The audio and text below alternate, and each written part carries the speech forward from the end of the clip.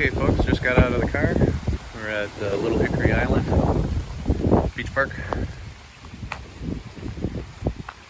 I just got out of the car, opened up my umbrella, and it completely imploded. And it's not even that bad. So that's not a good way to start. I got some friends who live down the beach here a little bit. I'm probably gonna borrow an umbrella for them a little bit.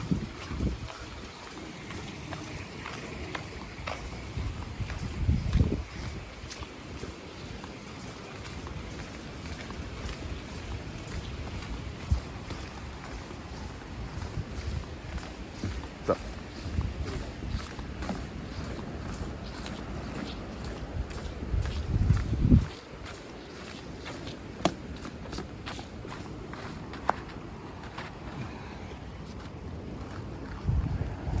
There's those sandals. Here.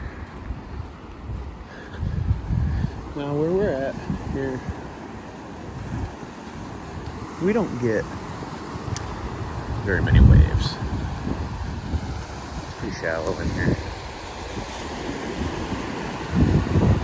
So, these are, we get some good storms, we get waves like this. But it's nothing too crazy yet. I know as the day rolls on, right now it is still low tide.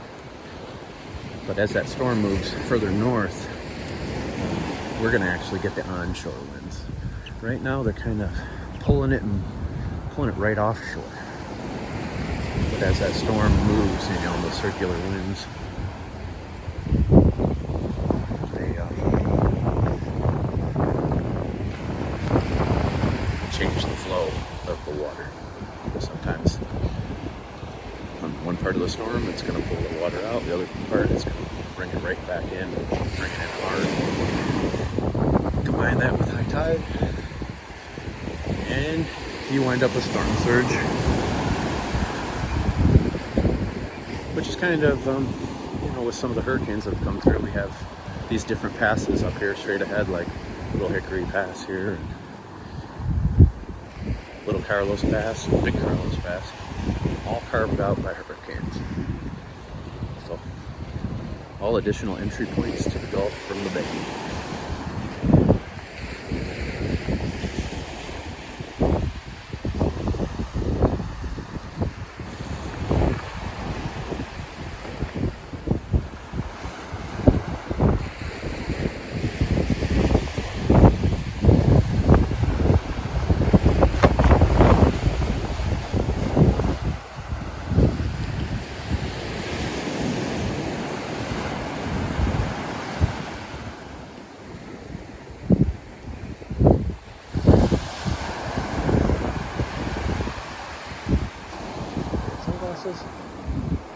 Kind of washed up.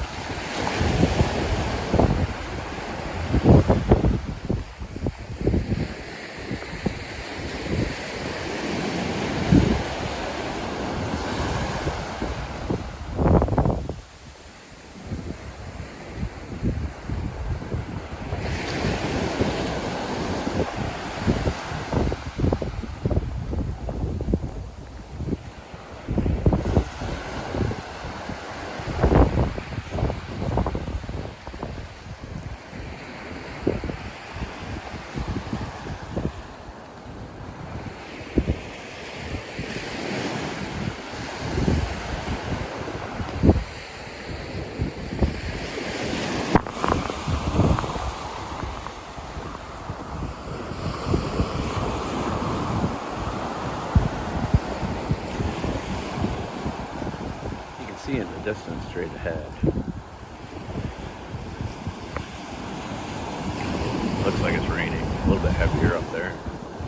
But most of the cloud here, it can almost see through a little bit. Not really thick in this area. Just behind me where we just came from, it's much darker, and that's heading south towards Naples. Right now, we're heading north towards Fort Myers Beach, Sanibel, Captiva Island, Cape Coral.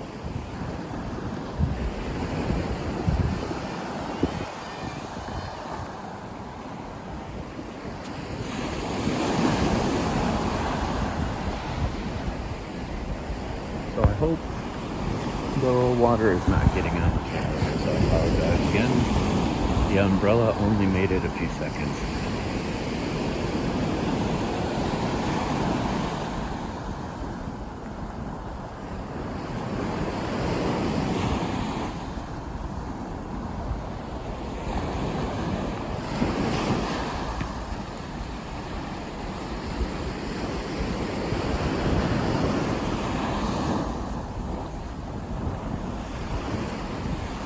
How you doing?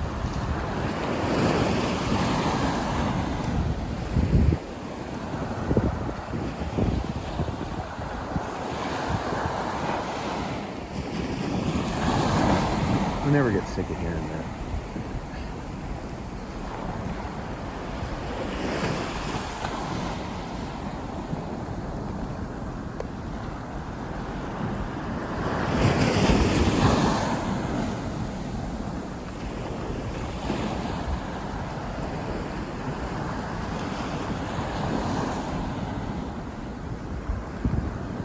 Water's going to be a lot higher up later on, and high tide later tonight.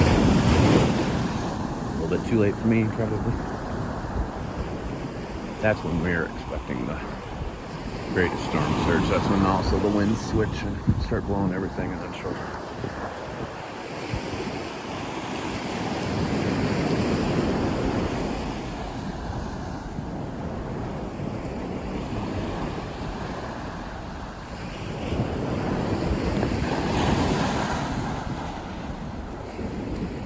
I apologize for the shaky video. I don't have a gimbal yet. And I have some back problems. Helps to walk, but it's also painful to walk, especially on this.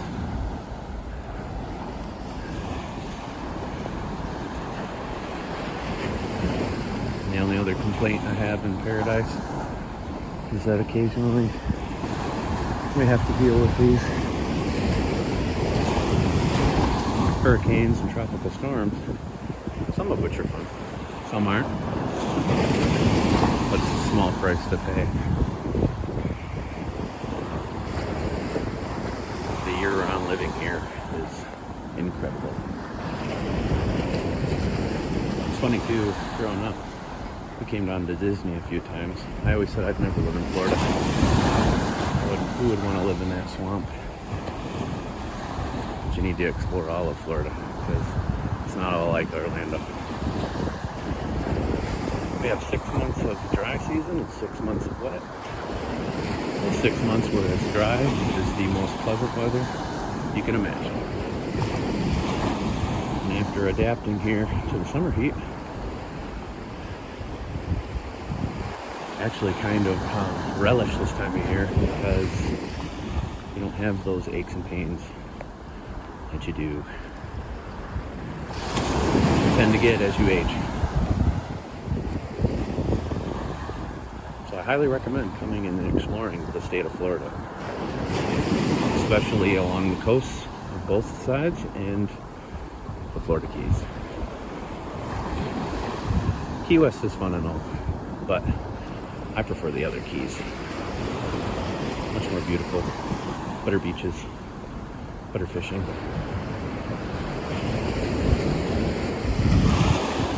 Speaking of fishing, where these jetties are here is where a lot of people come to fish. I actually, if I'm going to do shoreline fishing, my preferred spot is up here around the corner, back where the bay feeds in to the Gulf. Very narrow area, deep, channeled out for the boats. And you get lots of dolphin and manatee coming through there along with a ton of fish. So, it's always fun. So, chances are, coming up here, we might actually see some dolphins or manatee. Most of the time I'm here, I do. I don't remember the exact number on the pod of dolphins that live and reside in Estero Bay. They don't leave because their food source is so great here. I know a few of them have been taken from captivity and released here that are part of the pod. I think it was around 140 at one point. I'm unsure of what it is now because sadly red tide has impacted a lot of the wildlife here. It's been getting better as they stop releasing from Lake Okeechobee heading to our side of the state.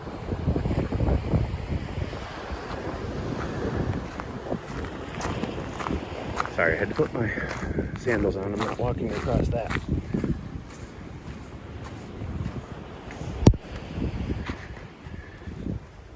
Done that before. Again, if you watch my other video, one thing you learn here is you always look where you walk. For many reasons. Now, a funny story. One of the first times, well, I think the first time I actually got my wife to come down here. She normally stays on the beach and we come down and go fishing. She doesn't like snakes. And so coming up here, she was very worried about snakes. And so I kind of gave her some grief about it and told her, there's no snakes down here by the ocean. You know, there's nothing for them down here to eat.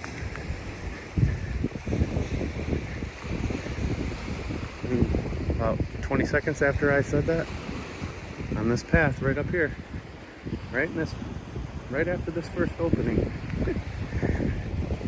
a black racer shot across her feet. So needless to say, she wasn't very happy with me that day, and she was right.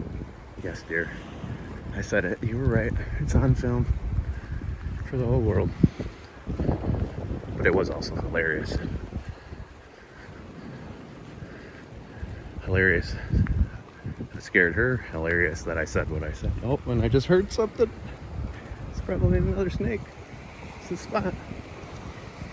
All right, so back here, and you can tell how much the tide is out now by being back here.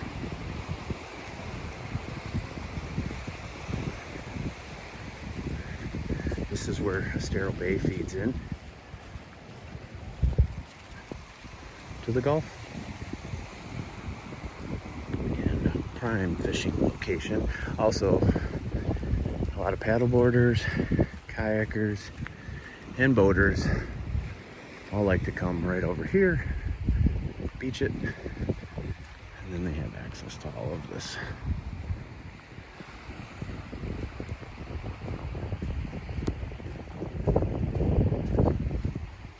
So I'm going to take you down to the end here. I'm going to cut the video, and then I will go to recording my walk back. If anybody's interested, probably more focused on the buildings than on the water, but it also give you an idea of the skyline. Heading that way, I do feel that wind speed is picking up.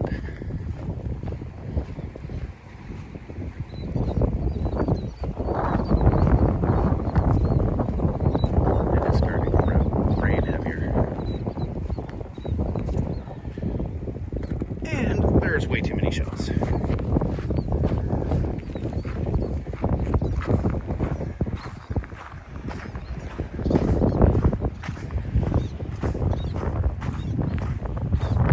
What's this crazy guy doing?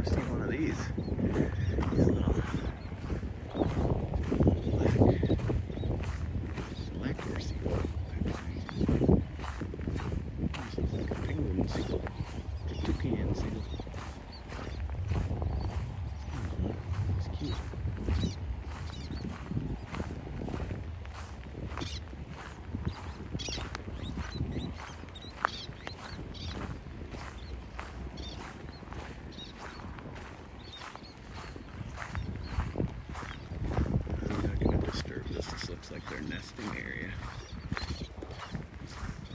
They're cool though. I haven't seen one black like that. Neat. These little guys are cute too.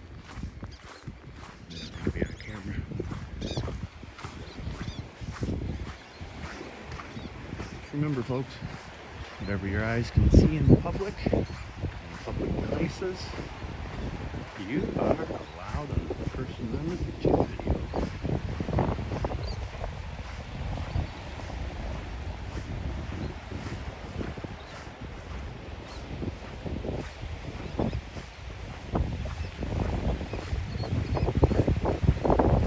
And as you see, there's a major curve right here.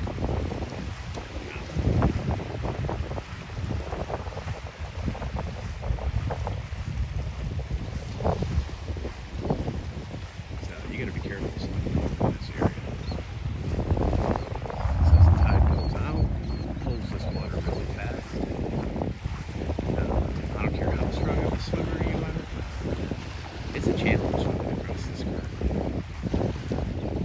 I've seen far too many people attempting, especially kids. Just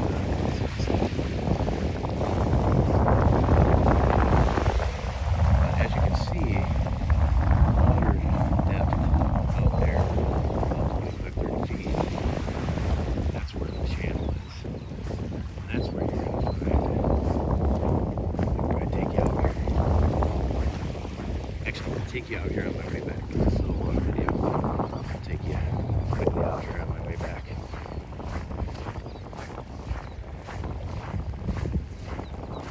It's much harder to upload. I haven't upgraded to 5G yet, but I'll be doing that this week. So I don't want to have any video quality issues if I try to upload from here.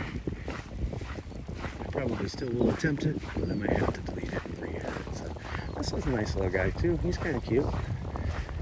It's a nice egret. I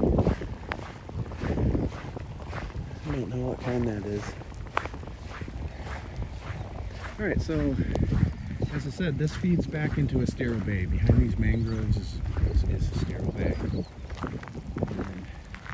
And you can see how fast this current is moving, so the tide is still going out.